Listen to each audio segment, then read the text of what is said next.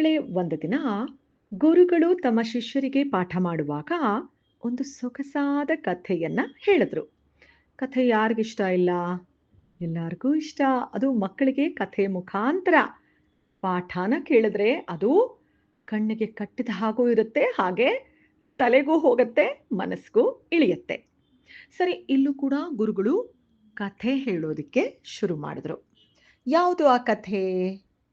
ಒಬ್ಬ ರೈತ ತನ್ನ ಜಮೀನಿನಲ್ಲಿ ಬೀಜ ಬಿತ್ತೋಕೆ ಅಂತಾನೆ ಸಾಕಷ್ಟು ಬೀಜಗಳನ್ನ, ಕಾಳುಗಳನ್ನ ತಗೊಂಡು ತನ್ನ ಜಮೀನಿಗೆ ಹೋದ.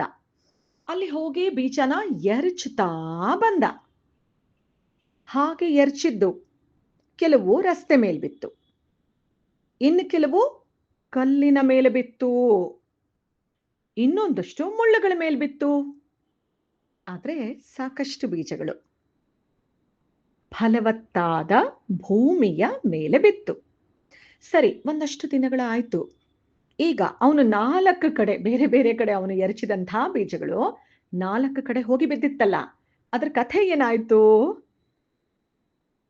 ರಸ್ತೆ ಮೇಲೆ ಬಿದ್ದಿತ್ತಲ್ಲ, ಓಡಾಡೋರು, ಹೋಗೋರು, ಬರೋರು ಅದ್ರ ಮೇಲೆ ಕಾಲಿಟ್ಕೊಂಡು ಆ ಬೀಜಗಳೆಲ್ಲ ಸಣ್ಣ ಸಣ್ಣ ಚೂರಾಯ್ತು. ಚೂರಾಗಿರೋ ಬೀಜಗಳು ಮೊಳಕೆ ಒಡೆಯತ್ತಾ? ಇಲ್ಲ. ಸೊ ಇಷ್ಟು ಕೂಡ ಹಾಳಾಯ್ತು. ಇನ್ನು ನೆಕ್ಸ್ಟು ಕಲ್ಲಿನ ಮೇಲೆ ಬಿತ್ತಲ್ಲ, ಕಲ್ಲಿನ ಮೇಲೆ ಬಿದ್ದಿದ್ದು ಬಿಸಿಲಿಗೆ, ಕೆಲವೇ ದಿನಗಳಲ್ಲಿ ಬಿಸಿಲಿಗೆ ಸುಟ್ಟು ಕರಕಲಾಗಿ ಹೋಯ್ತು. ಅದಾದ ಮೇಲೆ ಮುಳ್ಳುಗಳ ಮೇಲೆ ಬಿತ್ತಲ್ಲ, ಹಾಗೂ ಹೀಗೂ ಸಣ್ಣ ಸಣ್ಣದಾಗಿ ಮೊಳಕೆ ಬಂದಿತ್ತು. ಹಸಿರಾದ ಮೊಳಕೆ ಇಟ್ಟಿಟ್ಟಿಟ್ಟೇ ಕಾಣಿಸ್ತಿತ್ತು. ಆದ್ರೆ ಅದು ಕೂಡ ಒಂದಷ್ಟು ದಿನಗಳಲ್ಲಿ ಹಾಗೆ ಸೋತೋಯ್ತು. ನೆಕ್ಸ್ಟ್ ಕಡೆಯದಾಗಿ ಹಸನಾದ ಮಣ್ಣಿನ ಮೇಲೆ ಬಿದ್ದಿತ್ತಲ್ಲ ಬೀಜಗಳು, ಅದು ಚೆನ್ನಾಗಿ ಬೆಳೀತು, ಸೊಗಸಾಗಿ ಗಿಡಗಳಾಯ್ತು, ಫಲ ಬಿಡ್ತು. ಎಷ್ಟು ಖುಷಿ ಆಯ್ತು ಗೊತ್ತಾ ಆ ರೈತನಿಗೆ? ಸೊ ಕಥೆ ಇಷ್ಟೇ. ಅರೆ, ರೈತ ಹೋಗಿ ಬೀಜ ಬಿತ್ತಿದ್ನಂತೆ, ಅದು ಅಲ್ಲಿ ಬಿತ್ತು, ಇಲ್ಲಿ ಬಿತ್ತು, ಎಲ್ಲೆಲ್ಲೋ ಬಿತ್ತು. ಭೂಮಿ ಮೇಲೆ, ಚೆನ್ನಾಗಿರೋ ಭೂಮಿ ಮೇಲೆ ಬಿದ್ದಿದ್ದಲ್ಲ ತುಂಬಾ ಚೆನ್ನಾಗಾಯ್ತು, ಗಿಡ ಆಯ್ತು, ತರಕಾರಿ ಬಿಡ್ತು, ಹಣ್ಣು ಬಿಡ್ತು. ಇದ್ರಲ್ಲೇನಿದೆ?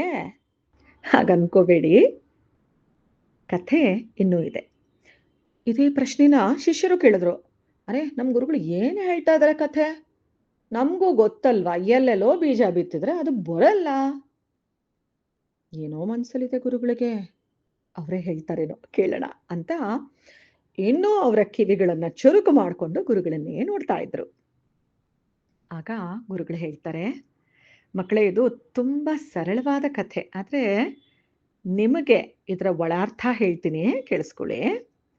ರಸ್ತೆ ಮೇಲೆ ಬಿತ್ತಲ್ಲ ಬೀಜಗಳು, ಓಡಾಡೋರೆಲ್ಲ ಕಾಲಿಟ್ಟು ಚೂರಾಯ್ತು ಅಂತೆಲ್ಲ ಹೇಳಿದ್ನಲ್ಲ, ಇದು ಹೇಗೆ ಅಂದ್ರೆ, ಗುರುವಿನ ಉಪದೇಶ ಕೇಳಿರೋ ಕೆಲವರು ತಲೆ ಒಳಗೆ ತಗೊಳ್ಳಲ್ಲ ಉಪದೇಶನ, ಸುಮ್ಮನೆ ಈ ಕಿವಿಲ್ ಕೇಳಿಸ್ಕೊಳ್ತಾರೆ, ಆ ಕಿವಿಲ್ ಬಿಟ್ಬಿಡ್ತಾರೆ. ಅಲ್ಲಿಗೆ ಉಪದೇಶ ಮನಸ್ಸಿಗೆ ಇಳಿಲೇ ಇಲ್ಲ. ಇದು ಒಂದು ವರ್ಗ.